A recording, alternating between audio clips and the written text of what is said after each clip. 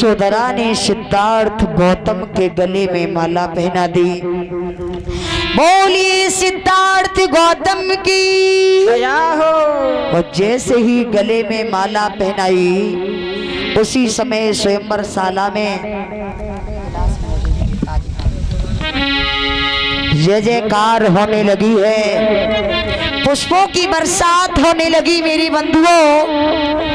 और इधर जैसे ही देवदत्त ने देखा कि यशोधरा ने सिद्धार्थ गौतम के गले में माला पहना दी है, बाजीवा सेनापति ने हमें यहाँ अपमान करने के लिए क्या बुलाया?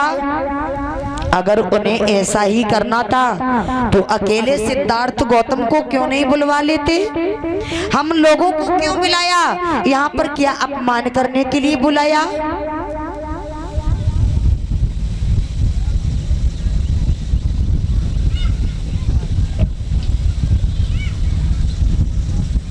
मेरे श्रोता बंधुओं, अब तो उसका संगठन बढ़ने लगा है।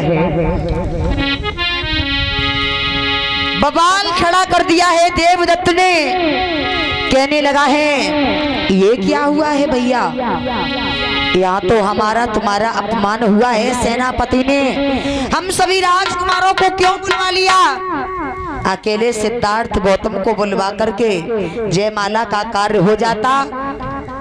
ये अच्छा नहीं किया। ऐसा करो, सेनापति को बंदी बना लो और जबरदस्ती ये यशोधरा को यहाँ से ले चलो।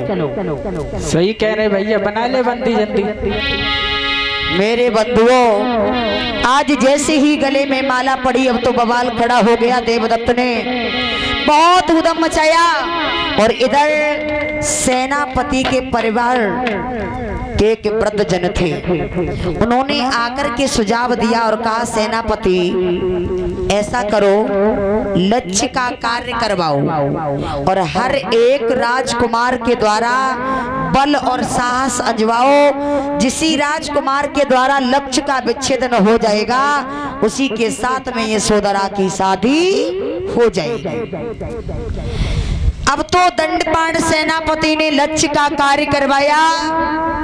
एक 100 हाथ लंबा खंबा गड़वा दिया और 25-25 दूरी पर घूमते हुए चक्र टंगवा दिए, फूलों के गुच्छे टंगवा दिए और कहा नीचे कढ़ाई में जल भरवा दिया और कह दिया जो भी इन छिद्रों को पार करके कढ़ाई में देख करके ने लक्ष्य वेद को तोड़ करके नीचे गिरा देगा उसी के साथ में यशोधरा की शादी हो जाएगी। आज लक्ष्य का कार्य करवाया है सेनापति ने। बारी बारी से सभी राजकुमार आते हैं लक्ष्य को गिराने के लिए।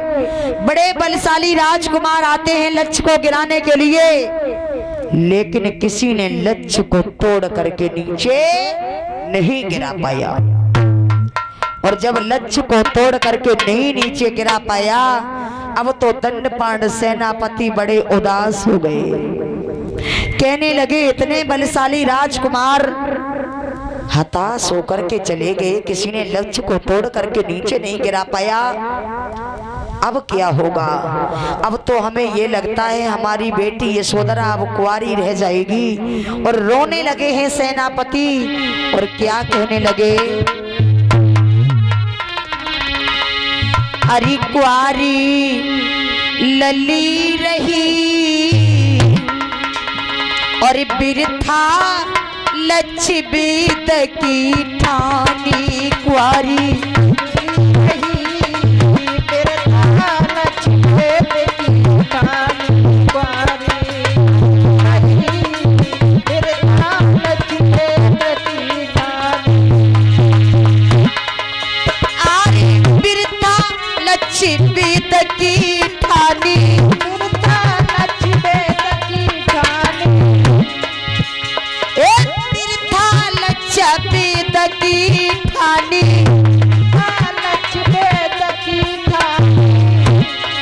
कुंवारी धिय रही, कुंवारी लली रही, बिरथा लक्ष्य वेद की ठानी।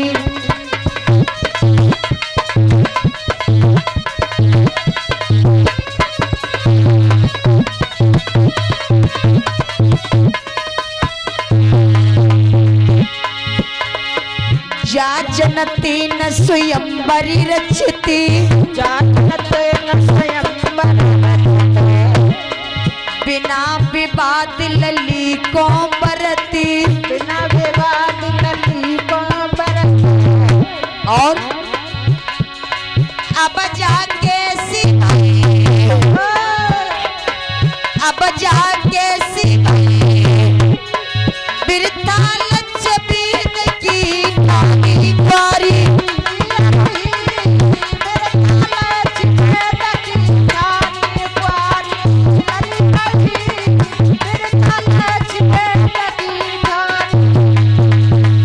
के कुआरी लली रही, कुआरी धिय रही, बिरता लच्छबीद की ठानी बारी।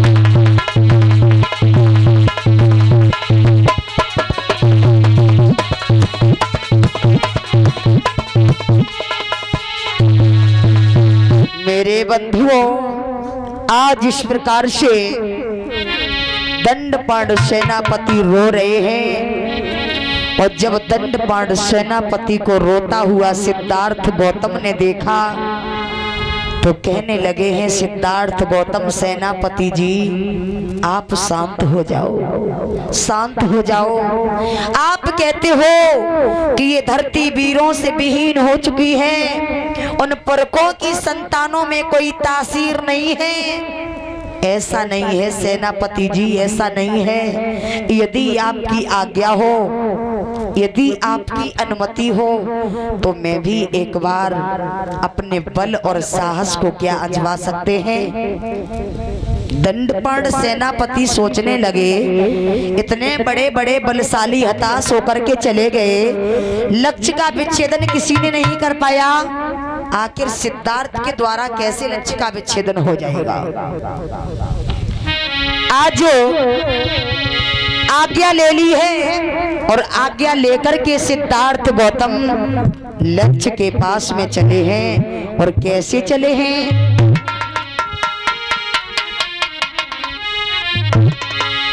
अरे लीनो धनुष उठाई, सुनो चितलाई सकल सरदारी, और बांधो तरकस कंधे पे कोई पहुंचे सभा मजारी।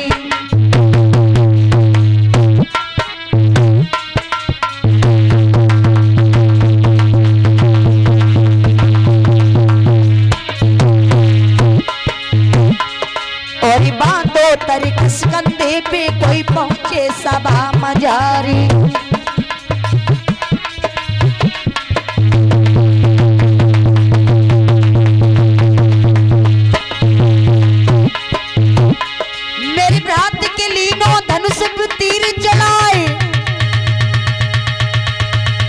घुटनों के बल बैठ के भैया अच्छे गिराए। बोलिए सिद्धार्थ गौतम की दया हो। अब तो फूल जमी पे गिरे की चौलंग जय जय हुई रही है। अब तो फूल जमी पे गिरे।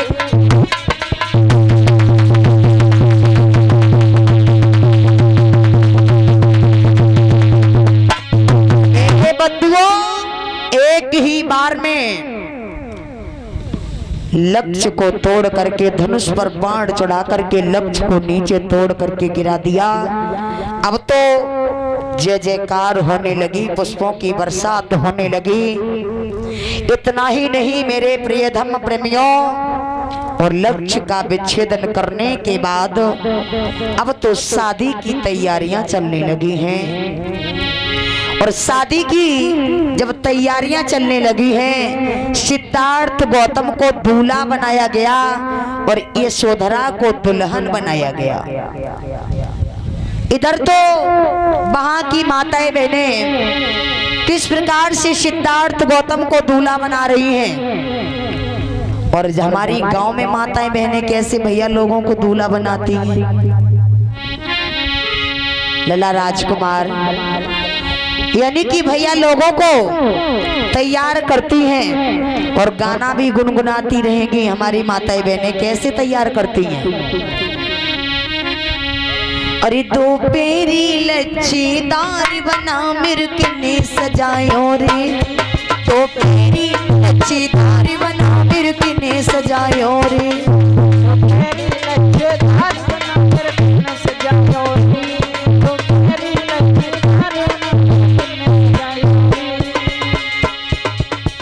हाथ उठाना माताओं बहनों।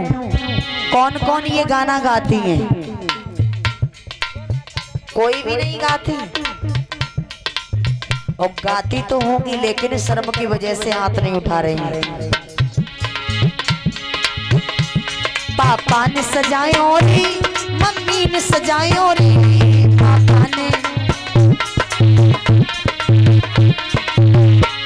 बेटा को तबीदार बना मिर किन्ने सजायो रे, तो पेरी लच्छेदार बना मिर किन्ने सजायो रे, को तबीदार बना मिर किन्ने सजायो रे,